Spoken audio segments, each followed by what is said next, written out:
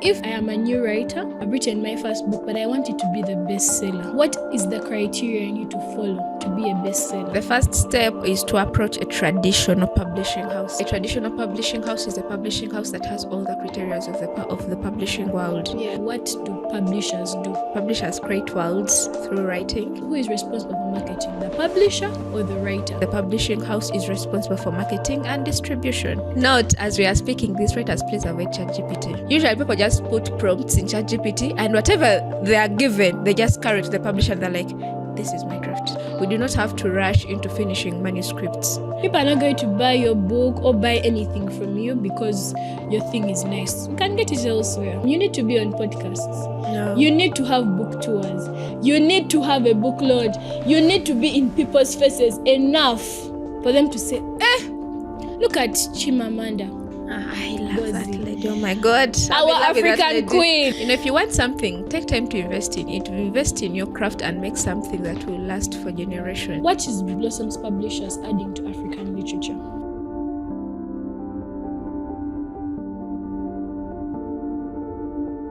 Welcome to The Author's Mind. Today in the studio with us is an incredible young lady, Mutesi Patience. So she's not just an ordinary lady. She is a lady with so many amazing things that she does. She is the writer of Extend Grace, the book that we're going to tackle today. She's also the proprietor of Blossom's Publishers. Yeah, Blossom Books. Yes. And lastly, she's a leader in the Uganda Christian poetry. Have I said it right? Christian Poets Uganda, yeah. Oh, yes. Uganda Christian Poets. She's one of the leaders. So today we had a privilege to have her with us here on the Author's Mind podcast.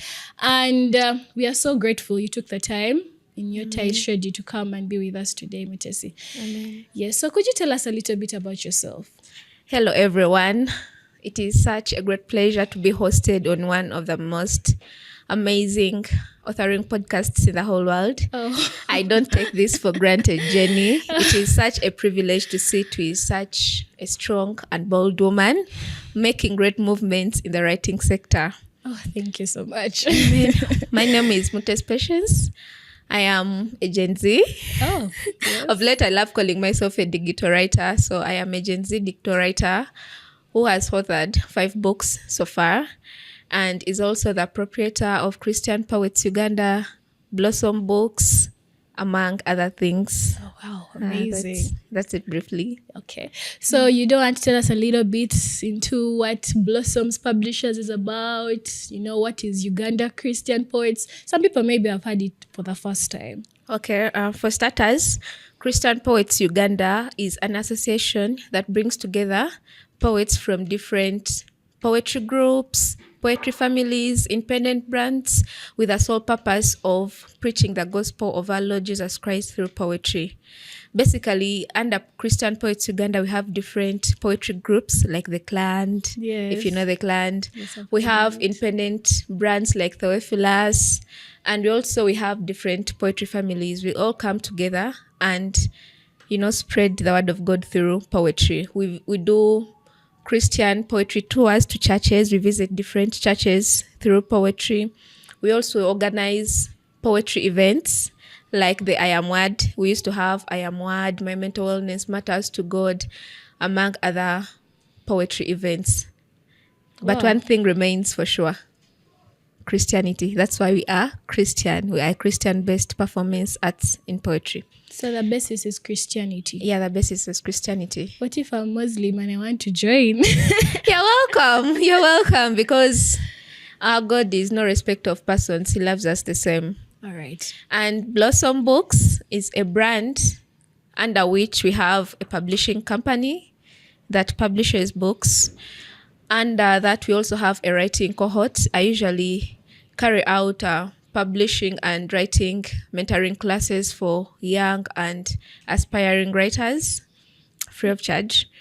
Under Blossom Books, we also have Blossom Literally Attics. Yeah. Under that, we produce literally, for lack of a better word, artifacts like conversation cards, diaries, branded literally items that any book lover would love. Yes. And under Blossom Books, we also have Blossom Writings. Wow.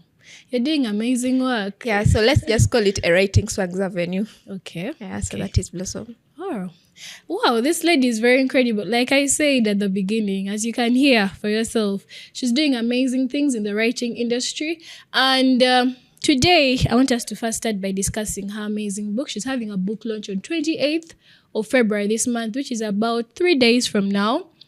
So make sure you do not miss it. Where is it going to be? Tobani Center Rooftop. Yes, Tobani Center From Rooftop. 6 p.m. Entrance is only 35,000 and it comes with a free copy of the book. You've heard it from her. Do not miss it. I'm sure it's going to be a beautiful experience as a writer, as an aspirant, someone who loves books. Please, those are places you should be. Amen. So let's continue. Let's get to the gist of the book, Extend Grace. I was lucky enough to read it and I loved it. It's a collection of poems and, amazing words.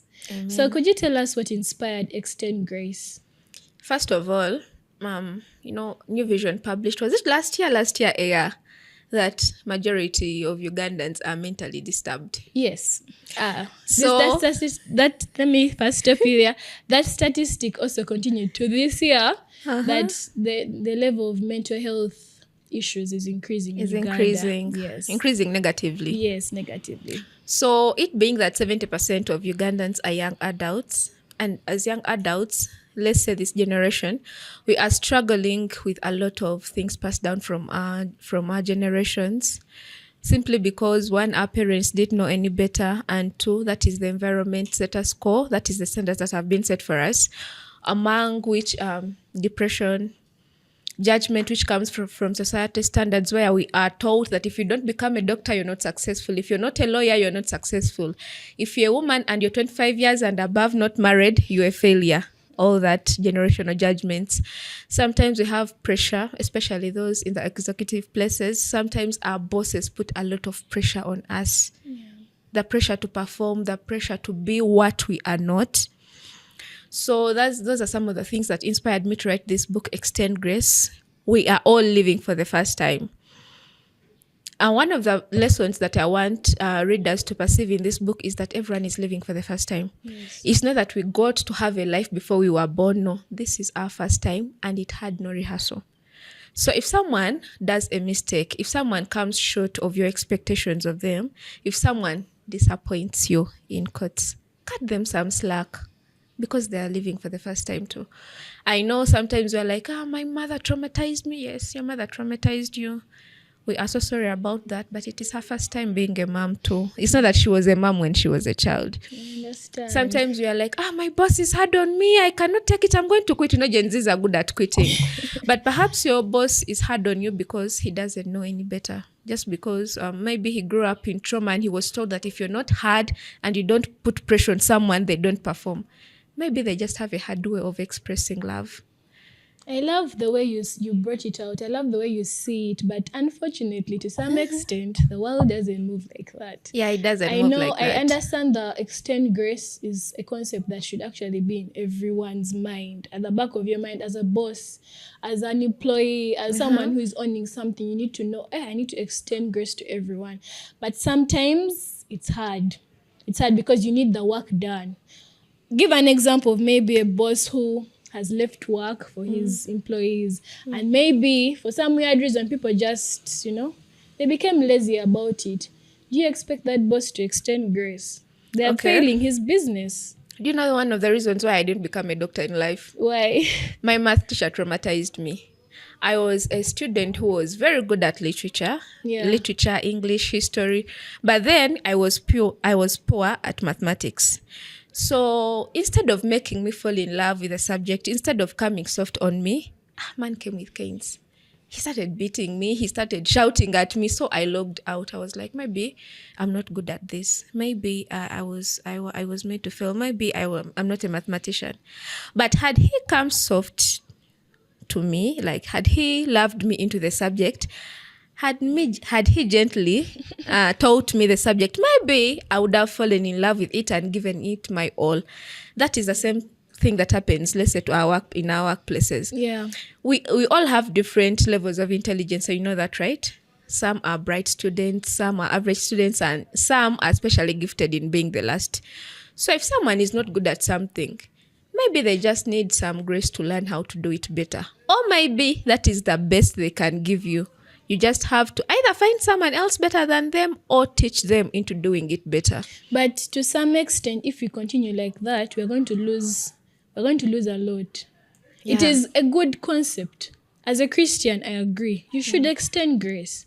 But does the world need grace? To that level? Okay.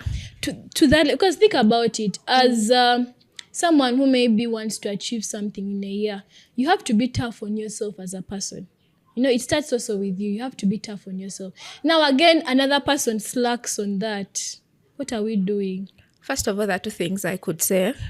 One, spare the rod and spoil the child. Just because someone is extending grace to me doesn't mean I should be lazy and take it for granted. The Bible says, as a Christian, John 3:16, for God so loved the world that he gave his only son. He loved us and he extended grace that we may all enter the kingdom of God, right? Yes. But then the Bible also tells us that when Christ comes back, grace will be done. If you didn't receive him by then, you will go to hell, right? Yes. So as we are extending grace to people, as we are loving people into breaking generational traumas, let them also be accountable enough to be disciplined. If you love me, if you're loving on me, I should also be disciplined enough to be accountable for what you are doing to me. Now that's exactly what I'm saying, because we are going to give a narrative to the world that people extend grace and everyone is going to be soft on everyone. What type of world are we going to have? It means criminals, thieves will just be walking out. We should extend grace. I agree. I love the concept. As a Christian, of course you should extend grace, but I believe we should do it with wisdom. Yeah, and that is why King Solomon says there is time for everything. Yes. If I am graceful to you, if I am patient with you, but then you keep on taking this for granted, that is why God put the law. Why would you steal? There is a repercussion for that. If you're a student and you're not studying your books because you think that, my teachers are graceful and they're not going to cane me, there is a time when you'll sit on a paper and have nothing to answer because you didn't use the grace wisely. Yes. So this is a two-way thing. It is given to you, freely given, but it comes with accountability and discipline. Are you not afraid that the Gen Z generation will take advantage of your book and use it as an excuse? Matter of fact, Gen Z is one of the reasons why we are still a third world country, because we are good at taking things for granted. When you study our forefathers, let's say people who lived in the 1970s, 1980s, those people carried a discipline and consistency that built our nation. Yes. But we, as the young generation, are so made of, how will they see me? My boss is traumatizing. 1, 2, 3 trauma. 1, 2, 3 recovery. 1, 2, 3 healing. We also have to be accountable, be consistent, and be disciplined as a people if we want to develop both the nation and the world at large and also fulfill our purposes. But still, it shouldn't come hard. If you can find the easy way, you go for it. So long as it brings results. I mean, the thing is to work smart, not hard all times. Yeah, no, true. We're not supposed to actually work hard. We're supposed to work smart. Yeah. But we're supposed to do it also in wisdom. In wisdom, yeah, Yes. because wisdom prevails. Yes. So basically the book is really about extending grace and how we should learn how to sometimes let things go, forgive, learn to be a little soft where you're expected to be extremely tough, depending on the situation. But I repeat, it's with what? Wisdom. Yeah, as a woman, I Yes. could say this. We mothers have a tendency, you can love someone, love them so much, but also draw a line when it comes to discipline. Yes. I can love my child, love them so much, but if they do something wrong, I shouldn't forget to discipline them. Only that I discipline and not punish them, because there's a difference. Difference between punishment and discipline. And discipline, yeah. We shall get into that gist later. So you've written more books than just Extend Grace. Could you tell us a Yeah. little bit about the other books you have written? Okay, my first book is called Patches of Grace. Yes. Coincidentally, big coincidence. So my first book, I wrote it, I think I was around 20 years. I don't remember, 19, 20. It's called Patches of Grace. You know how you're going through a situation and then you feel like there is no way you're going to get out of it. Yeah. Then you go to God with a broken heart, like how Hannah went to God crying for a child. And then God gets, how do they call this thing that soothes? let's call it a pin. Yes. He gets a needle. God A gets needle, a needle. sewing needle. And then he starts to patch your heart. He starts to patch your heart Yes. into healing. Before you know it, you're well, like you were never broken before. So that is what Patches of Grace is about. It's about the love of God He continuously extends to people that are in pain. That's my first book. Yes. My second book is called Rise and Shine. When I was done with campus, and I was transitioning from school life to adulthood. You know that phase? Yeah. You're done with campus, you've graduated, but you don't know what to do next. I sat there and I was like, oh, I wish there are things that I was taught as a young adult to prepare for this world, because I don't know what to do. It's the first time I'm not receiving money from home. Rent is on me. I have to look for a job. And then they're like, now that you're done with school, ABC, do you know that pressure? Yeah. So I wrote that book, Rise and Shine, as a gift to the young adults that are transitioning into life, because, you know, we need to be prepared for the things that we face in life. No, it is true, because actually many young people do not know what to do. We don't know what to do. They don't know what to do. So some of the things are written for our learning. Because I went through a situation that I didn't know how to face, I was like, let me write a book such that someone out there would know how to face this situation. So that is Rise and Shine. Oh my God, I would so love to read that one. remember to remind me to gift you a copy. And then we have Harrowing Thunder. Yes. Harrowing Thunder is a narrative, African literature. Wow, my feminists out there. It's a feminist book about a girl who came from a traditional African society. She hadn't gone to school before. She was close to 13 years and was forced into teenage pregnancy by her father. Yes. So Harrowing Thunder as a novel tackles not only the hurdles of feminism, how far feminism has come and women have come to be celebrated and to sit on the same tables of strength with men, but it also tackles masculinity and the hurdles that come with masculinity, because men suffer too. Yeah, they do. But the African tradition has taught us that men don't cry. Men are not even supposed to show a flare of emotion. When you're emotional, you're weak. Yeah. You're not supposed to love on your family. That's the African tradition. But all these things are wrong. And because of such traditions, our fathers made a lot of mistakes while raising us. So I wrote this novel targeting both men and women, because we are all people and we all have a right to emotions and equal standards of living. Yes, I love that your books are not just about, fantasies. Okay, they could be a bit of fiction, but at least they can be related to real life. And that is actually what Author's Mind is about. Yeah. Our theme this year is basically to get stories that can change people's lives. Stories that someone will read and say, wow, I read this and I changed ABCD about myself. So you are one of the writers we need in this Africa of ours, because really most writers, they're just going to get a book and say, okay, let me just write something that's flowing. Yeah, maybe and I dreamt of this and I write about it. But the intentionality I'm hearing you're having in these books, and also your book, Extend Grace, very intentional. Because in a world we live in where there's so much hate, so much anger, you need to learn to extend grace. It may not be 100% always necessary to add, but it's a very important thing to have as a human being, as a young person. As Bobby Wine puts it, to quote, we are supposed to entertain as we educate. We are not just supposed to entertain and make people laugh, fantasize. We are also supposed to put lessons in there such that we can at least metamorphose, change people's perspectives. Yes. Just by reading books, because that is the main essence of literature. It is. Because even in ancient times, if you're to look at the Greeks and, all those scribes in that time, most of the time their books were changing societies and economies. Yeah. So writing is that powerful. And I love the fact that you've appreciated that fact in your writing. Yeah, but I also have a book that is fantasy. No, there's no issue with bringing in a bit of fantasy here and there. But the main aim is, compared to maybe if you've written 10 books, of those 10 books, which books are impacting society and which books are maybe a little bit for entertainment, because we do need entertainment. It's important. But at the end of the day, when someone goes home and sits in their room, what's their take? What is their take from your book? Yeah, that's very important. So at least you've tackled all your books for us a little bit. Of course, we One shall more have remaining. Oh, one more. Yeah. Please. So I have one that I'm writing. It's a web novel, though. Yes, yes. It's called In Love with a Church Boy. Ooh, why does it sound very familiar? And it's a Christian erotic book. No judgment. It's a Christian erotic book. So it has romance, church romance. And it's rated. It's rated, yeah? It's rated. 18. I wrote 19, I guess 18 and above. Okay.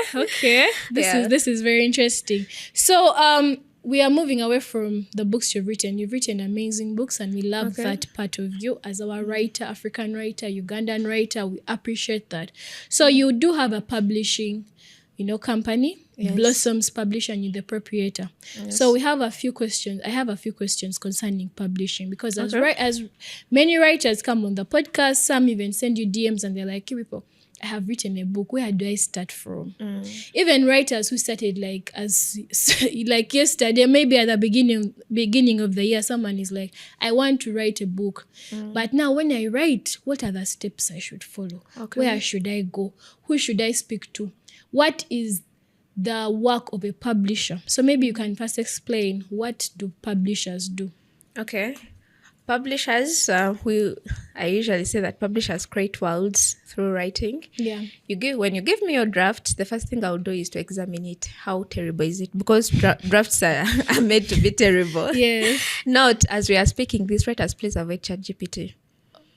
We are not supposed to abandon it, but we ought to use it wisely. Yeah. But sometimes people give us drafts and you're like, oh God, where is the creativity in all this? Where is the mind that was supposed to write in all this? Because usually people just put prompts in ChatGPT, and whatever they are given, they just carry it to the publisher and they're like, this is my draft. Yeah. This is my draft. So anyway, publishing, we create worlds. From what you give us, we create a well-organized manuscript that is ready for either ebook upload or paperback. Paperback is the hard copy of the book. So we make this ready for you. And it has a lot of steps. From giving us the draft, that is if we don't ghostwrite for you. Ghostwriting is when someone writes the book on your behalf and you pose as if you wrote it. From ghostwriting to editing, from editing to proofreading, from proofreading to formatting, InDesign and illustrations, book cover design, and printing. Wow. All those are steps in publishing. So basically, that whole process is publishing. Yes. Yeah, because there are some people who think editing is different from publishing, printing is different.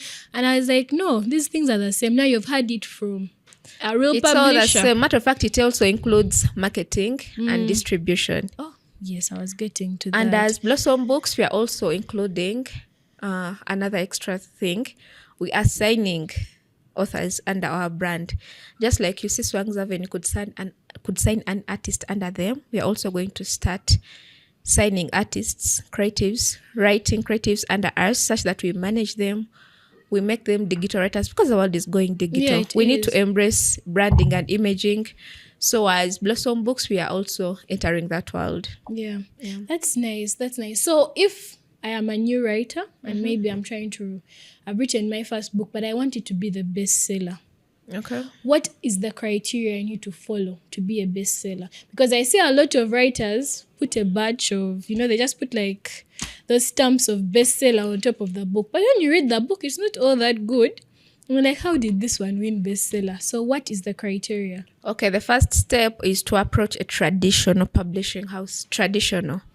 A traditional publishing house is a publishing house that has all the criteria of the publishing world. Yes. When you approach the traditional publishing house and they accept to have an appointment with you, make sure you come along with your draft. In this era, it could either be digital, soft copy, or you could have a full book of drafts. When you give the publisher your draft, they will advise you accordingly. Whether the book needs to be rewrote, because sometimes, You need to rewrite the book. Yeah, we need to rewrite the whole concept, from the setting to the plot to the characters and everything. Yeah. And if the book is good enough, then it has to go into editing. Editing has a lot. Yeah. Line editing, copy editing, all that is in editing. But basically, books need patience, and we lack that. Yeah, we do. And also, as writers, we have to use our imaginations as much as we can, because we are gifted to use our minds. We do not have to rush into finishing manuscripts. If you read my book, Roaring Thunder, I created a whole world, language, a universe. If you're a love of Nickelodeon, you could see they also do the same thing. Yes. And Chinua Achebe did the same thing with Things Fall Apart and, Wally Soyinka, because that is how writers function. But what is happening, especially in the Uganda writing sector, is people are not being creative.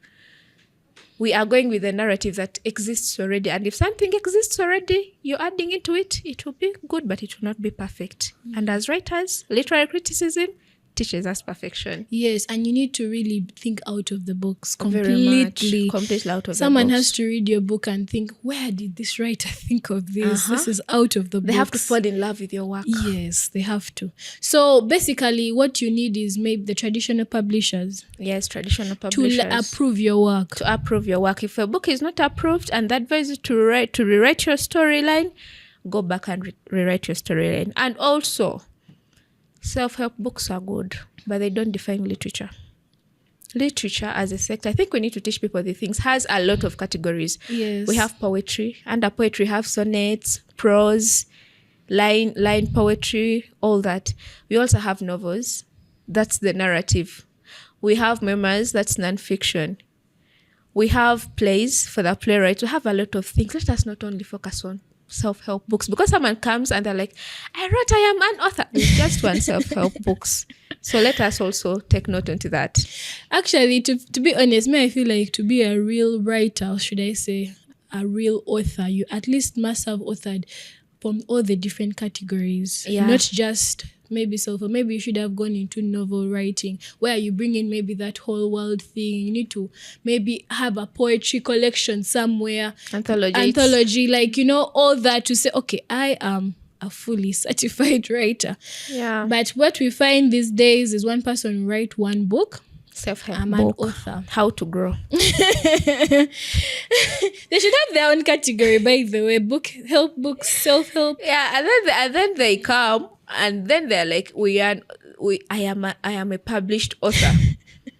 If you want something, take time to invest in it. Invest in your craft and make something that will last for generations. Those are minds that make impact. If you study the Western writing world, those people are rich. Those people make money. The writer of Harry Potter wrote only one book. And the way she's still making money. And she's still earning. Up to now. Alice in Wonderland, one book. And they're still earning. Why? Because they gave it their all. Yeah. The problem is we are also very fast at rushing on the whole and work we don't love creativity. investing in our crafts. Yes. So what's responsibilities? Okay, because usually most writers complain, I've written a book, but it's not moving. People are not buying. So how can they, who is responsible for marketing? The publisher or the writer? Okay, that's a two-way thing. But basically, if you've signed under the publishing house and you made the contract with them, we also have to educate writers that the payment that comes when you pay a publisher, there are two different kinds of payment. You either give me a one-time payment or I get payment per sale of the book. Yeah. So if you pay a publisher, depending on the contract, but most times the publishing house is responsible for marketing and distribution. The problem is there are some publishing houses that put themselves aside from marketing and they make the writers suffer at the end of the day. Yeah. How can we manage that as writers? First of all, those are side gigs. Those are not publishing houses, because one of the ethics that we are taught in the marketplace is integrity. If you come and sign up to me to give you a service, it is up to me to make sure I give you the most excellent service there is. Yeah. Because if you come under marketing and distribution as an author, Jen, if you write a book, I'll advise you that if you're looking at uploading this book on Amazon, currently, as of now, I don't advise you, because Amazon is not being fair to African writers. But there are other platforms like Goodreads, Noble Books, African Book, AfricanBooks.com, where you can upload your work and from it. And then there are also paperback stores like Aristoc, Uganda Library, and other bookstores we partner with to market your book. But also, it comes back to branding and imaging. Yeah. This is the 21st century. Just like a musician can brand themselves, take an initiative as an author to brand yourself. Put your work in the digital space. Make book release templates of your work. Get interviews to talk about your book, have conversations about your work, because that's the only way people will understand the richness of your book. And also when people listen to the wisdom coming out of someone, they love to read what they write, what they would have written. But if I don't know you, I will not be attracted to what you do, because I mean, what are you? That is what I was actually saying before even we began this podcast, that we need to have, everyone needs to do personal branding. Is the new form of branding. It is the new form People of branding. are not going to buy your book or buy anything from you because your thing is nice. You can get it elsewhere. Yeah, and people do these things everywhere. But what makes you different is the personality behind that brand. Yeah, the person behind the brand. Yes. Are they authentic? Do they, are they eloquent? Do they know what they are doing? Are they knowledgeable? Can they be trusted? Those are the things that as a writer, as an author, I feel like, because I was actually we met some client recently who, an author who wanted to launch a book, and he was telling us how, what does it take? What's the process of this whole thing? I've written the book. So publishers, of course, gave him time. They want to work on his work and what. But then they moved on to say, he kept asking us, what should I do? To market my book. So we told him, you need to be on podcasts. No. You need to have book tours. You need to have a book launch. You need to be in people's faces enough for them to say, look at Chimamanda. I love that lady. Oh my God. Our African queen. Nobody. So she's like the best. Honestly, I feel like she's one of the best writers in Africa. She's the best. And she also has Anna Huang. branded herself. Yeah. Anna Huang is also good. Yes, very good.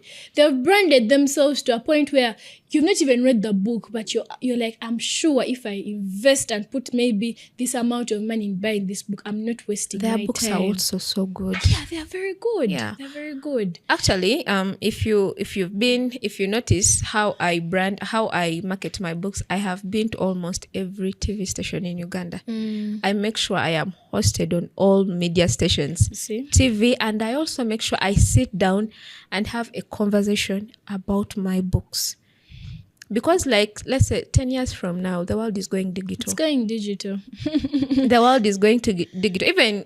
Even traditional publishing houses like Penguin, they're also shifting to the digital space, because this is the era. So if we don't adapt to new trends, we will be left behind. No, that is very, very true. That is hence also author's mind. Yeah. Because I was like, someone has written a nice book, but how will people know that they've written a nice book? So maybe they can come onto the podcast and they let people know. I wrote a book about ABCD. It is very good. Please get a copy. And so we need to really, especially African authors, we are really so reluctant on marketing. Someone will write and just leave the book there. It's not okay. Let's move in, because you're the proprietor of Blossoms Publishers. What is Blossoms Publishers adding to African literature? Okay, as Blossom Books, one of our mandates is to spread literary awareness. Yeah. We have some programs like now the writing cohort, which actually started, this shift started yesterday. We are educating aspiring writers about the writing and publishing world for free, because literacy is the way to go. If someone aspires to do something, they cannot do it excellently if they don't know what it's about. But if we educate our writers and sensitize them about the writing world, what they need to know, what they need to write about the writing world, we will be equipping the next generation of writers.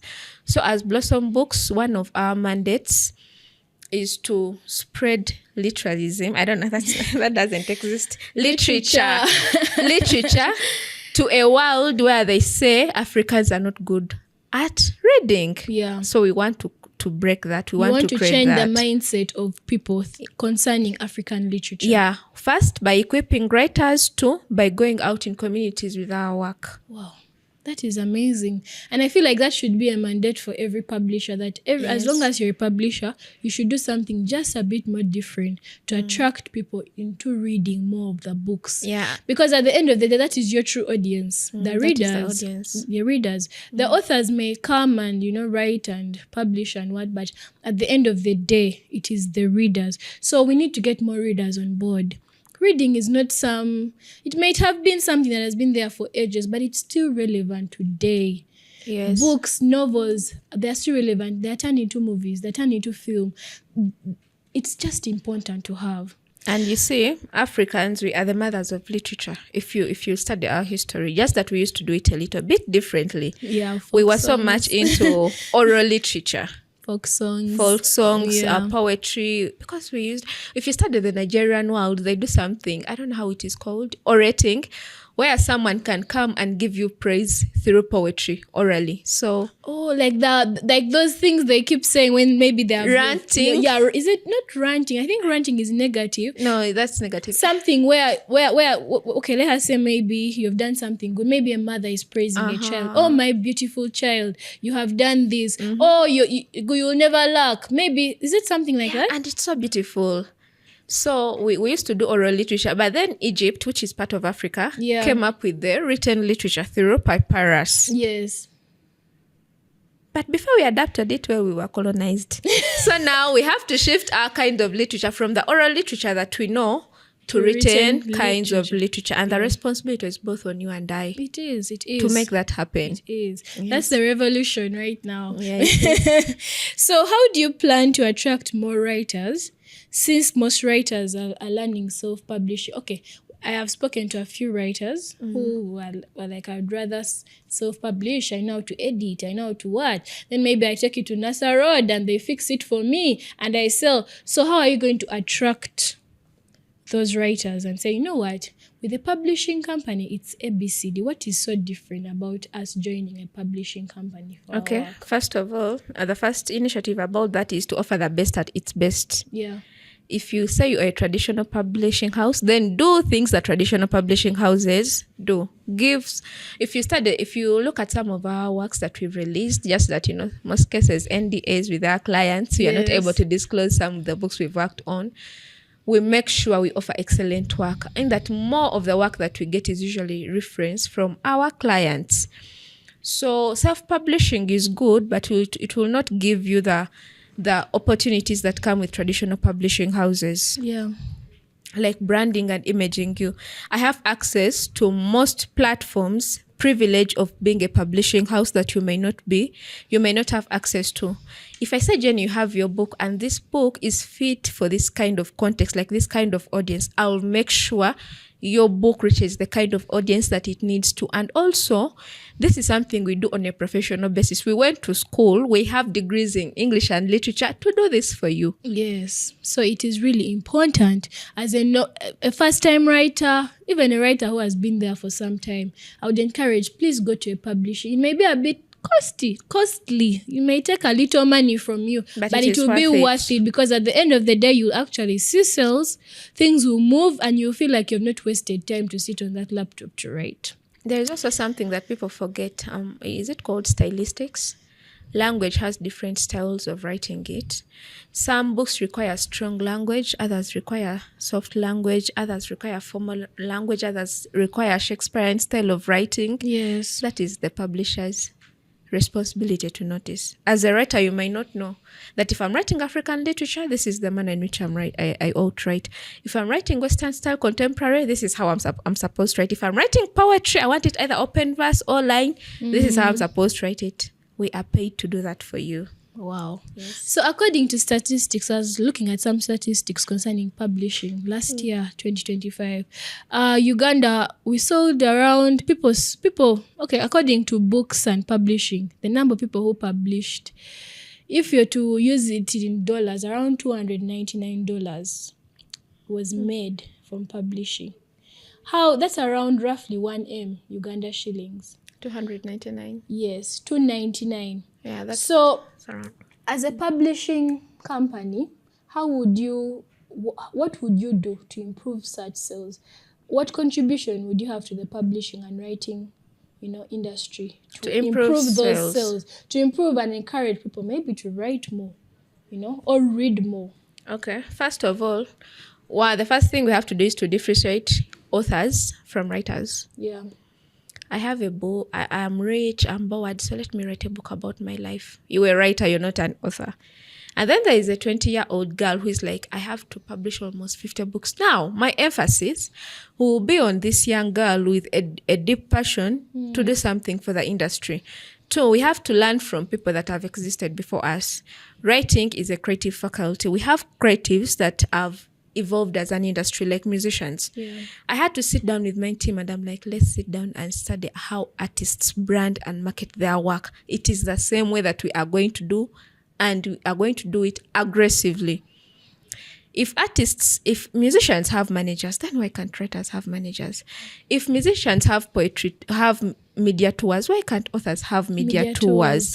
If musicians are paid using the currency that is high, then why are we rating ourselves using the Ugandan shillings? Right? Give me a rate card of dollars. Yeah. If musicians make their work copyrighted, then we as authors have to also make our work copyrighted. And also, we do not have to exist around the same community. We have to break loose. Because we are all different. We are all different. If I'm an author, I am a dictator author. I don't have to hang around authors only. I have to break the status quo. Look for other people, because if my audience is the people I know, then I haven't yet made impact. I have to break and go to the people I don't know. Yes. But also it comes back to the question of branding. How am I branding myself as an artist? Because your image will determine your rate card. Yes, Your image will determine your rate card. Wow. If I don't brand myself well, I'll earn $1 million from my book. If I brand myself well, I'll be charged even for the air I breathe while having a conversation with you. You look at one of the best authors in Africa, Chimamanda. I feel like she even takes her time to write her books. But by the time she has written, she has branded herself so much that people are rushing to just buy her books. And also the kind of environments we step into for our imaging. Yeah. Who I am as a Christian, a Ugandan, that doesn't matter. But what I am as an author matters a lot and says a lot about me. So the environments, how do I appear in public? What do I speak? Does it speak the wisdom in my books?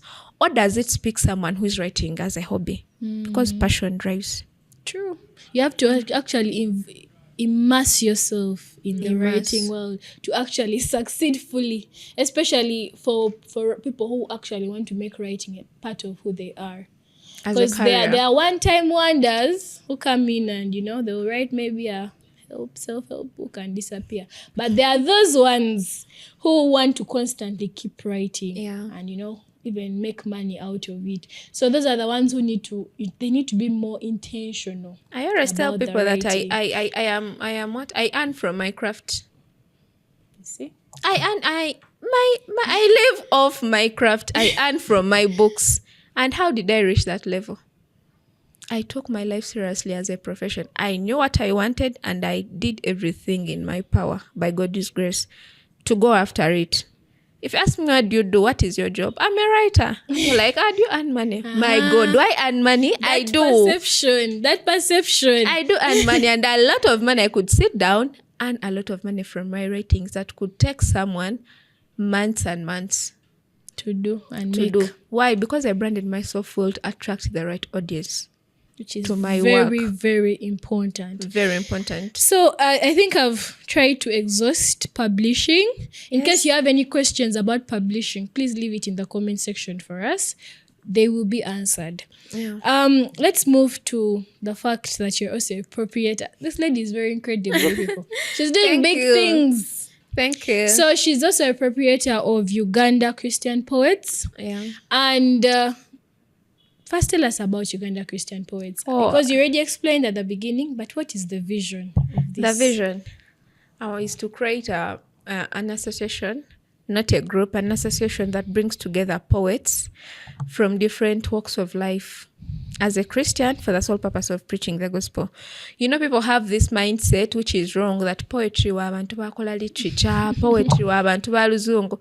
Matter of fact, I am a literature teacher who always performs Luganda poetry more than anything else. Because poetry is not limited to only people who did English and all that. And also, the songs that you sing is poetry with a beat. That's what I was telling people. All that music is verse and line. You see how writing is so relevant? It's in everything. Everything. When you're looking for money, you have to write a what? You have to write. That's why we respect when you're trying to make a movie, you have to first write a script for it. When you are making music, you have to first write. Writing is very relevant. It is from the writings that they derive whatever medium of creativity they choose to have. Yes. Because if you sit down and analyze songs, which song do I know that I could say? I don't know. Oh God, my God. When I'm in awesome wonder, consider all the things that you've made. That is poetry. That's poetry. Kuba naye tota. Biba bikora tota. Poetry. So the vision behind Uganda screenwriters is not just for Christians. Oh, Christian poets Uganda, yeah. Yes, Uganda Christian poets. It's not just for writers. It is also for anyone who can write can be part of it. Oh, correction. Anyone who can poet. It is a poets association. So we do poetry. Yes. So any poet, if maybe I am not a Christian, but I am a very good poet, I can join. Yeah, matter of fact, you have people who are this is a hard word, non-Christians, but are on our platform. Also among Christians, we have Catholics, Seventh-day Adventists, Christians, Anglicans. We perform and minister because one of our mandates is to transform people's lives. We had a show called My Mental Wellness Matters to God. Yes. We did that poetry show and people cried on stage. People healed on stage. Poetry is that deep. It's that deep because people released a lot of trauma. People released a lot of brokenness that they were carrying deep inside. And we used poetry. We had a panel session where the audience sat down and opened up about a lot of things. We had deep conversations, but all through poetry. So how can a normal person out there who maybe loves poetry, are you willing to also ask to allow people who don't know poetry, but love and have passion for it, join? First of all, no one is normal. We are all fearful and wonderfully made. Each of us has a unique gift. Yeah. And so if you're especially gifted in poetry, if you think you're good, if you have that confidence, because confidence drives creativity. True. Just inbox Jenny, inbox me, and I'll be good to take you on. We offer trainings. We make sure you come out polished and excellent, free of charge. Oh, there's no fee for it. No, passion is so our guys, fee. when you have the passion for things like poetry, there's an opportunity here. You can join Uganda Christian Poets. Yes. What are you doing? Even I think eventually, after some time when you master your craft, you can even start earning some money because maybe there is a function somewhere, they need a poet. They are paid to perform. When they come on our platform to perform, they are paid because, poets have to be paid. That's also an artistry. If a musician comes and they don't perform for free, why would a poet perform for free? Then people will say that there is no money in writing. Anyways, what relationship do faith-based writers carry in shaping culture? Faith-based writers carrying in shaping culture. First of all, culture is part of us as humanity. Yeah. God created us with culture. The Bible is based on the Jewish culture, right? And the Quran is based on the Arabic culture. Yeah. So each of us has a culture. Culture is our identity. As faith-based writers, we are not supposed to create, for lack of a better word, cults, build walls within us that, since I'm a Christian, since I'm a Muslim, I am not supposed to associate with these people who do traditional things. No, tradition is the reason why God came. It's also part of the reasons God came. We just have to use it for good reasons. Yeah, we do. So faith-based writers bring out the culture because culture is our identity. For example, I am a Ugandan. I am a Ugandan Christian. That is my culture. In Uganda, I am Msoga, and Msoga. So that is my identity. It is part of me. So as a faith-based writer, I can transcribe literature into a language that is easily understood by people. I perform Luganda poetry, not because I love it so much, I love it, but it's also because I want my message to reach people in their local dialect that they understand so much. The best way to transform a life is speaking a language they can understand. And also, African tradition is beautiful. We have decency. Yeah. We have purity. We have marriage, which is a beautiful thing. We have love in our own ways that are beautiful. Yeah. So we do not have to shrink away from it. We have to embrace it, make it part of us, and use it to reach even to the very last person in Vududa who they say is actually illiterate. They're not illiterate. We just don't know how to communicate to them in the culture that they understand most. I love the fact that you've brought in the fact of the culture bit of it Yes. and acceptance of who we are first. Because you cannot be a great writer without accepting that this is me. Yeah. I am Jenny, I am a Ugandan, I am this, I do this, I do that. You cannot do anything. So I love the fact that that is a very important aspect we should have as writers. Because many writers come in and they're like, maybe they're based in the UK, and they're like, oh, I'm a Ugandan writer, that's all. But they're forgetting their tribe. They are forgetting their religion.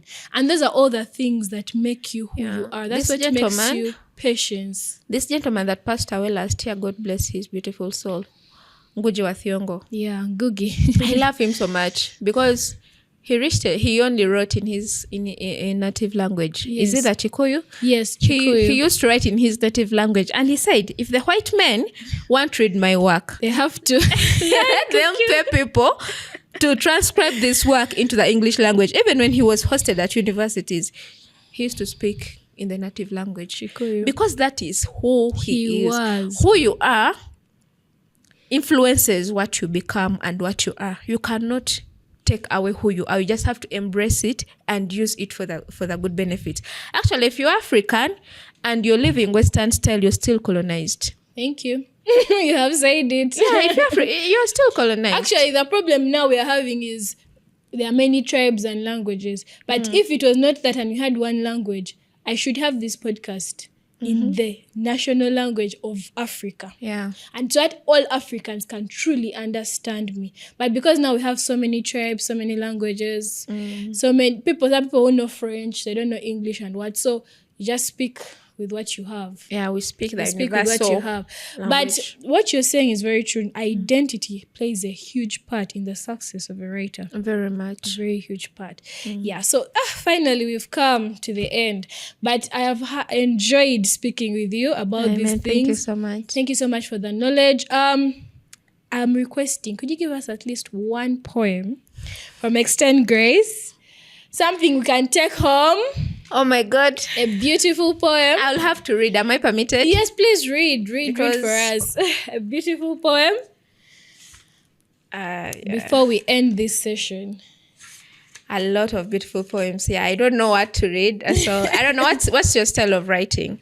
Do you love satire, sarcasm? Do you love irony? Sarcasm. You love sarcasm. Yeah. But I think you should pick something that can resonate with our audience concerning extending grace. That's an extending English. Yes. Wow. So I read the poem. It's not the best, but it's called Crucible because there is someone who's going to perform it on the show. They're going to perform poetry out of this book Oh. that is obsessed with the poem Crucible. Okay. So it's Crucible. You know, you read not Things Fall Apart. The Lion and the Jewel. Yes, I did. So remember, is it Lakun Lee who said, have you no shame at your age to lick my bottom? Yes, it was. Was it? Yes, it was. So I used that phrase to come up with a poem, a simple poetry piece. Wow. It's called Crucible. So, okay. Old flame, is there no dignity in your heat? And this is what the poet said to the fire. Have you no shame at your age to lick where I am blackened? Is your only purpose to test what I am not? Have you no shame to spend your lifetime kissing my shortcomings? Your gossip is a latige. The verses of your sneer echo louder than any vibration of praise from your lips. You sing my mistakes louder than my name. You lick my sufferings with a tongue of vinegar and scorn. You savor me in juices of judgment. Every day, you set a new table with a china of my faults. The platters of your hours are colored with paintings of my mistakes. A feast of almost, a banquet of not quit. This will never be perfect body. If today's song is about the low sky I own, my vertically challenged height, then tomorrow's verse will declare me the punctuation that ends height. heights on full stop. I heard you say my face could route the Nile through a treatment plant. That this nose is wide enough to carry all Kampala's sorrow to national water. They say my hunger has a budget line in the national speech. That my blossoming appetite will one day make me okulia munsi yango olukwe. Good. Let this beautiful dark body be your national anthem. We're done laughing on this true definition of ladies and gentlemen. Charcoal is black. And so am I. Let my skin be the color of what survives the burning. Your applause has built me a palace of stilts. Your praises have raised my self-esteem so high. I am dizzy with the attitude of not enough. Gasping in the thin air where I doubt I will ever be good enough for you. When I rest a dictator, a sitting president called holding the chair with no room for others. When I rise a utility pole, doing the bare service of an electric pole, useful and bare. When I step, chiki, a walking punchline. When I run, a thief in daylight, a corrupt government official running from accountability's headline. Oh, people. I will learn the grammar of air. I will become the thing you cannot cook. I shall then fly. Wow. So beautiful and so deep. Thank you. Love it. Thank you so much. Thank you so much. Thank you so much for sparing your time to come again and come to the Author's Mind. Amen. We are honored to have you. Amen. So guys, in case you have any question for Miss Mutesi Patience, please leave them in the comment section below. They shall be answered. She has a book launch this Saturday. Yes, 28th. On the 28th of February at Toban Center rooftop from 6 p.m. 35,000 Ugandan money, not dollars. Ugandan money, just 35,000 Uganda shillings to get a copy of this Extend Grace. So please show up. I know it's going to be a fun experience. You're going to learn a lot. If you are just you've written a book and maybe you want to use the publishing company, you could use Blossoms Publishers. They are the best, as you can see. Author's Mind brings the best. So do not worry. I am sure she will do great work. Thank you so much. And she'll also give you a nice fair price. Finally, we've come to the end of the Author's Mind episode, the first episode of this year. My name is Jenny, and this is the Author's Mind.